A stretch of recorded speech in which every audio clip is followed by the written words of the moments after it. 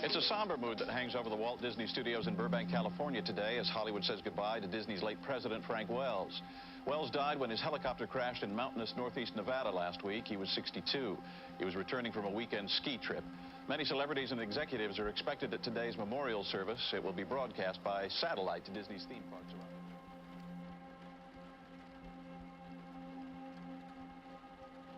On April 3, 1994, Frank Wells had been on a skiing trip in a remote region of the Nevada mountains, along with his son, his climbing partner Dick Bass, and actor Clint Eastwood.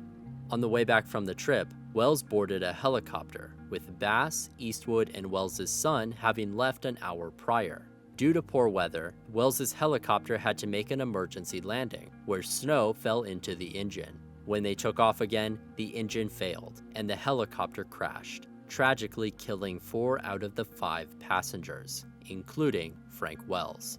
Soon the other executives learned of Wells' death. Roy had been driving with his wife Patty to visit their son for Easter dinner. Their car broke down and they had to be picked up by a truck, arriving late. Only then was Eisner's secretary able to reach him. Roy turned to his wife. "My God, Frank is dead."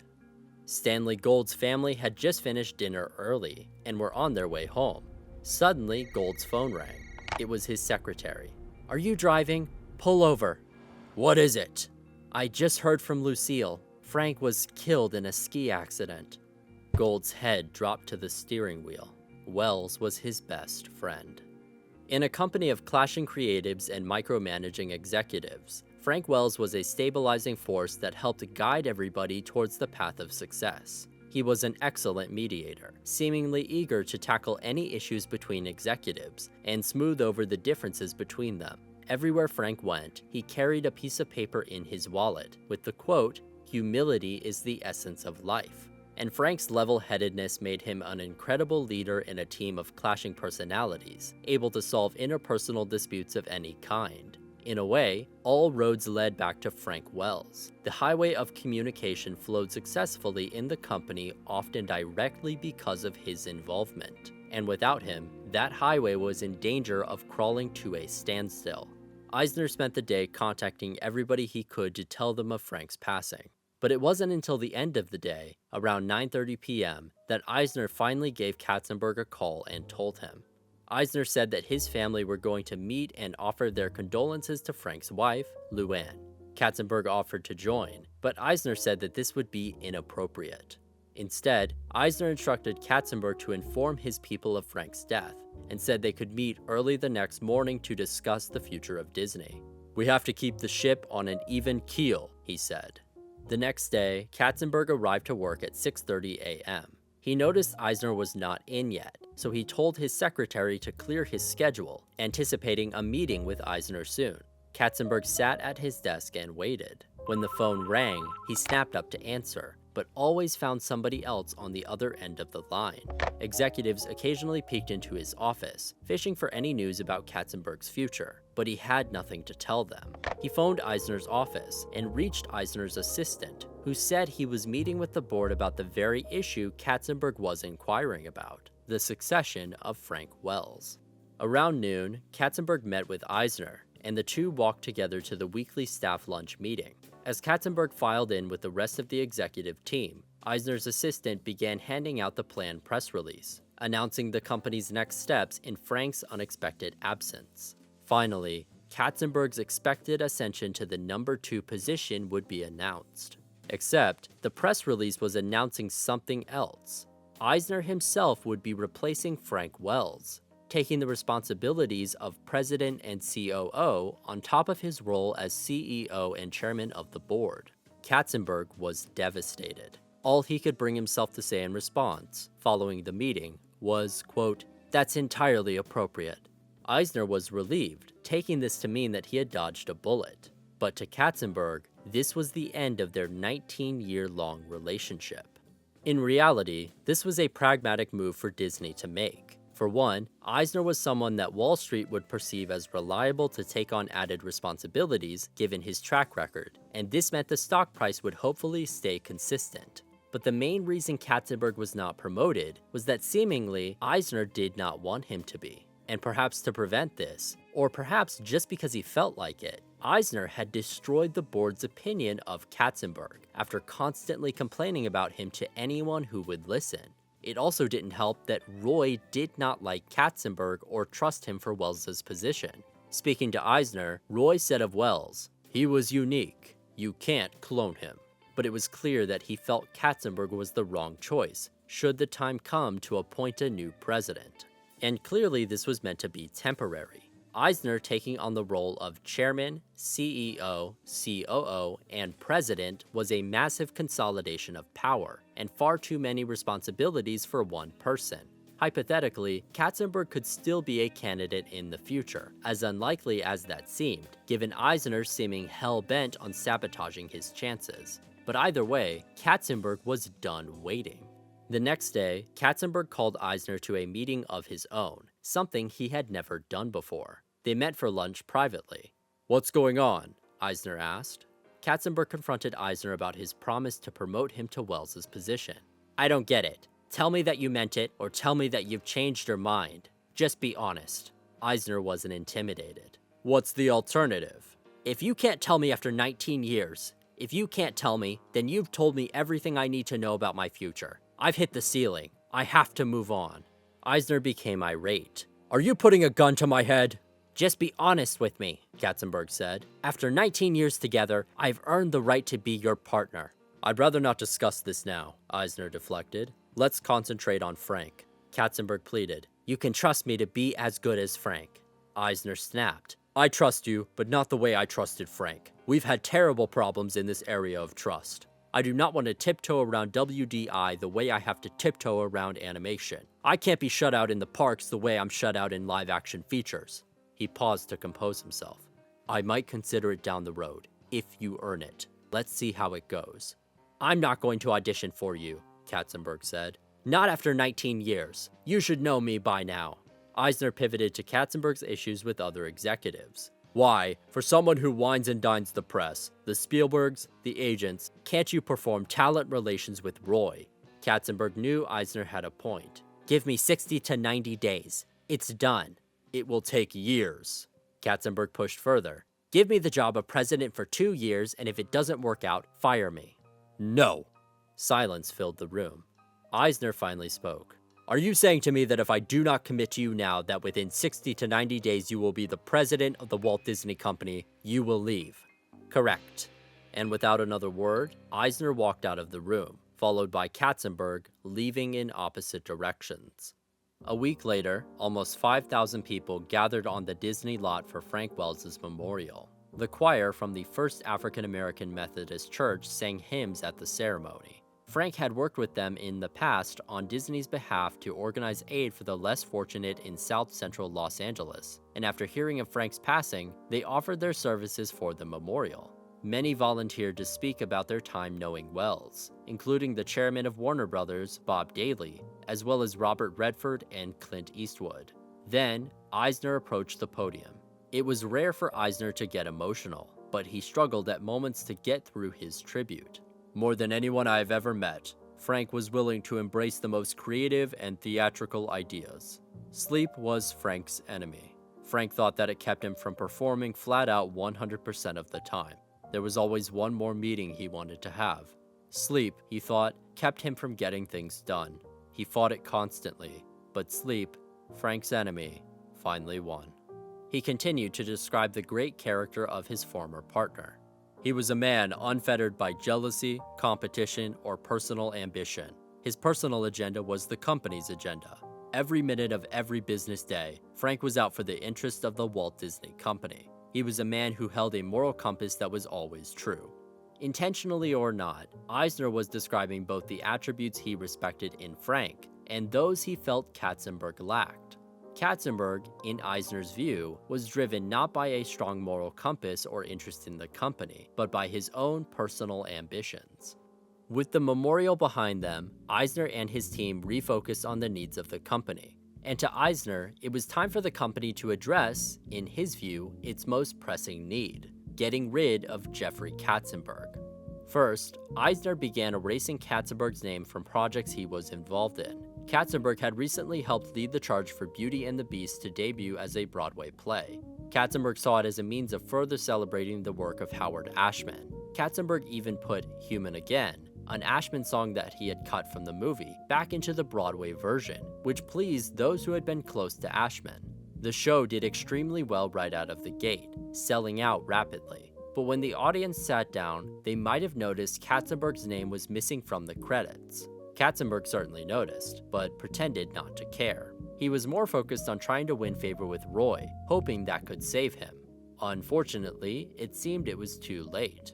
Roy's opinion of Katzenberg certainly wasn't helped when one reporter, after getting a behind-the-scenes look at production for The Lion King, called Katzenberg, quote, the reincarnation of Walt Disney. When the film opened to a massive commercial success, Katzenberg called Roy to congratulate him. Roy said, "Thank you."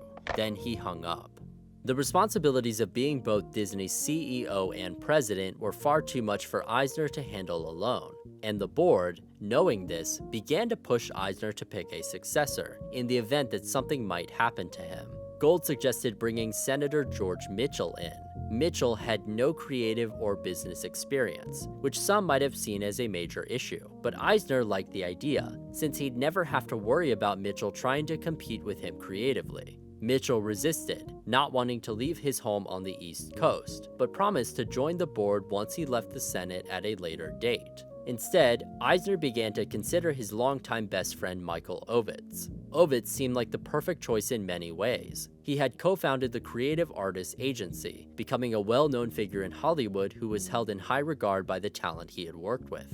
Eisner and Ovitz's families were also close, and vacationed together frequently. There had been talks here and there of Ovitz coming to Disney over the years, but knowing he needed to pick a president soon, Eisner began to more seriously consider his friend as a candidate.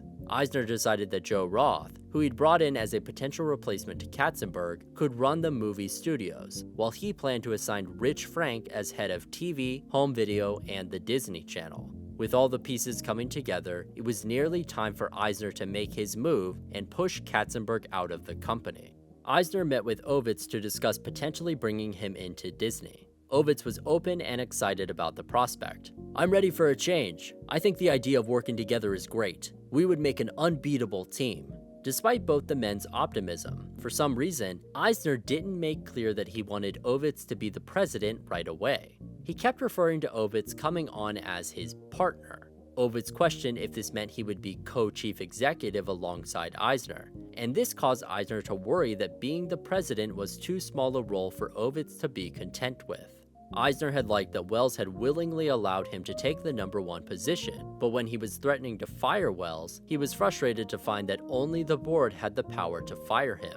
If someone were to replace Wells, Eisner felt the hierarchy would have to fall below him to prevent anyone trying to compete with him. And despite there being no reason for Ovitz to know to do this, Eisner was expecting his friend to concede power to him exactly as Wells had, in order to ease his worries. It was becoming apparent that the paranoia and distrust caused by Katzenberg, the stress of dealing with Wells's death, and attempting to somehow replace him were beginning to weigh heavily on Eisner. When leaving the meeting with Ovitz, Eisner noticed a strange lingering pain in both of his arms. He assumed it was just a symptom of the stress he was under, and tried not to think about it. The next day, he attended a meeting with Tom Murphy, the chairman of Capital Cities ABC, a network Disney was considering buying. During the meeting, Eisner could feel his stress growing, and worried that his health was in jeopardy. He called to have his secretary schedule a stress test. The results of this test were not good. Eisner had a 95% blockage in a major artery, prompting an immediate quadruple bypass heart surgery. Ovitz and his wife were planning to fly out to celebrate their 25th wedding anniversary, but when they got the call from Jane, Eisner's wife, informing them of his surgery, Ovitz scrapped their plans and immediately flew to Los Angeles. When he arrived at the hospital, he saw that his friend looked terrible. Eisner was pale, motionless, and had a tube lodged in his throat. Ovitz took charge, sent Jane home for rest, and set up a security team to guard Eisner from the press or any unwanted visitors. He created a schedule so that Jane, himself, or one of Eisner's sons would be by his side at all times. When Eisner woke and had the tube taken out of his throat, He immediately wanted to know if anybody from the company had talked to the press about his condition, specifically Katzenberg. Luckily, Katzenberg had not said anything to anyone about it, because nobody had told him what had happened. It wasn't until Katzenberg called Eisner's home to report on box office numbers that Jane told him what happened. He was shocked, asking, "Who else knows?" She told him that the press had not gotten a statement yet, but Sid Bass, Michael Ovitz, Stanley Gold, Roy, Sandy Litvak, and a couple more had heard about it. He knew Jane would have only told the people that Eisner trusted, and this meant he was no longer one of them. Despite Ovitz's best attempts to shield Eisner from the stress of the outside world, he insisted on reading the papers. On July 20th, Eisner read the headline, quote, "Hollywood sees tension at Disney," in the New York Times. The article compared Eisner and Katzenberg and outlined the tensions between the two within the company. Mr. Eisner is secretive and has few close friends. Mr. Katzenberg is vocal and has a range of acquaintances and relationships. He was somewhat disturbed to be treated as less a friend than an employee, even while Mr. Eisner was in the hospital recovering from heart surgery. The article also had an anonymous quote from one of Katzenberg's, quote, "closest friends," who was almost certainly David Geffen. The question is, does Michael want to share power with Jeffrey? If he doesn't, Jeffrey will leave the company by the end of the year. It was fairly obvious to Eisner that Katzenberg was behind this being published. After all, he had allowed his memo to be published all those years ago, had made press coverage of The Lion King about himself, and seemingly pulled strings in the media all along. It seemed unlikely that he had nothing to do with this article being published. The next month, once Eisner was recovered enough to be back home, he summoned Katzenberg to his house. Eisner complained to Katzenberg about the stress he had been caused by the press, and the veiled threats of Katzenberg quitting. But suddenly, Katzenberg interrupted. "I never told Frank Wells how much I liked working with him and how much I loved him."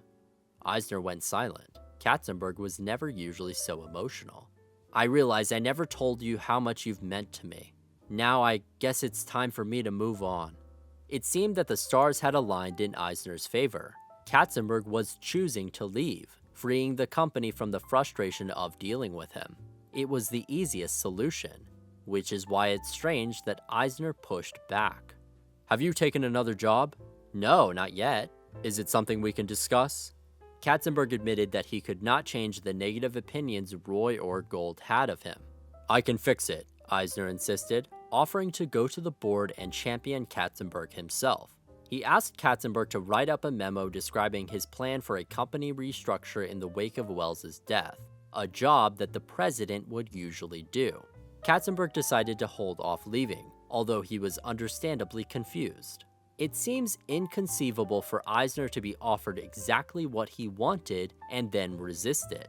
There could be many reasons for why he did this. Maybe he did not feel the company was quite ready for the management change. Maybe he was still on the fence. Maybe Eisner, after being thanked for their time together, felt a renewed connection with his longtime collaborator. Or, alternatively, perhaps after laboring over his plans to get rid of his subordinate, Eisner felt he had been robbed of the satisfaction of firing Katzenberg himself. No matter the reason, it was only a couple of weeks before Eisner had made up his mind. When Katzenberg arrived to a meeting with Eisner, he expected to present his memo that would help restructure the company. Instead, Eisner handed him a different kind of notice, a press release announcing Katzenberg's resignation. "This is a day I've dreaded for a long time," Eisner said. "I wish it hadn't come to this and that we could have made it work. But I'm not going to be able to give you the job you want and you're not satisfied with the one you have." Katzenberg put the press release down. He was hardly surprised. "There are two kinds of divorces," Katzenberg said. "One in which you're best friends and the other in which you're enemies." Eisner responded that he would like to be friends. So Katzenberg only asked for a few things in his remaining time at Disney. He wanted to oversee the release of a couple of films he had been involved in, and also wanted to be there for the Lion King premiere, where Elton John was hosting a party in his honor. Most importantly, Katzenberg wanted assurance that he would get his bonus. Eisner seemed fine with all of these terms. So, finally, the ball was in motion for a much-needed change at Disney, and the two men felt the tension finally dissolve between them. Katzenberg had been told the press release would not go out until 2 p.m., but by the time he got back to his office, Disney had made their statement. Katzenberg did not have another job lined up or any real plans for a next step, until he got a call from Steven Spielberg, who was visiting Roger Rabbit director Robert Zemeckis. As Katzenberg and Spielberg discussed his leaving Disney, Zemeckis yelled from the background, "You guys should do something together." It wasn't a bad idea. Katzenberg hung up, then thought for a moment. He pulled a large folder labeled Michael out of his desk, and he slowly began going over each document, tearing the pages one by one and throwing them in the bin. Spielberg and Katzenberg, along with David Geffen, decided to start a company of their own, which would eventually become DreamWorks Animation, and Katzenberg's relations with Eisner were not helped by the rumblings of this new partnership. Spielberg was quoted in the press comparing Eisner to Machiavelli, enraging the Disney CEO. Then, Katzenberg's lawyer gave Disney a deadline of 2 weeks to pay his bonus. In response, Disney tried to force Katzenberg out of his office before his 30 remaining days at the company concluded, but he refused to leave. Things escalated when Eisner barred Katzenberg from attending the Lion King premiere, a project he had been a big part of. Katzenberg's final days at Disney came and went with little fanfare. He got 2 going-away parties, but they were thrown unofficially in California and Florida without the company's direct involvement.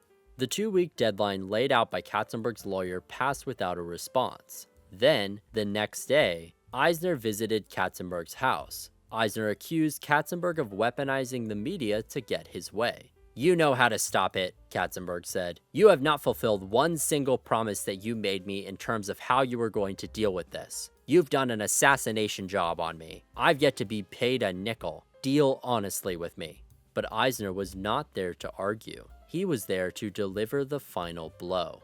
Eisner claimed that there were ambiguities in Katzenberg's contract, and that the board would need to approve any sort of bonus payment. The board, which Eisner had seemingly turned against Katzenberg.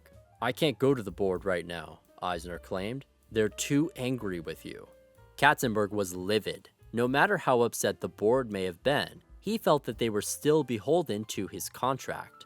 He marched into Eisner's office the next day, slamming a memo written by Welles in 1988 on the desk, which outlined the terms of his deal.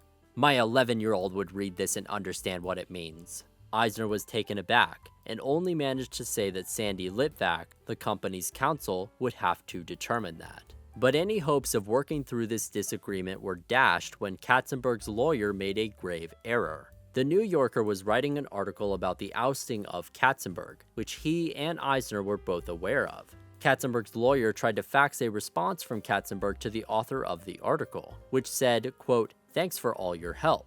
But instead, he accidentally sent it to Eisner. It seemed it was another instance of Katzenberg weaponizing the media against him. Eisner spoke to Tony Schwartz, the author of his autobiography, about the incident. Quote, "So Jeffrey is caught in his tracks. I decided it is over forever. I don't care what he thinks. I'm not going to pay him any of the money."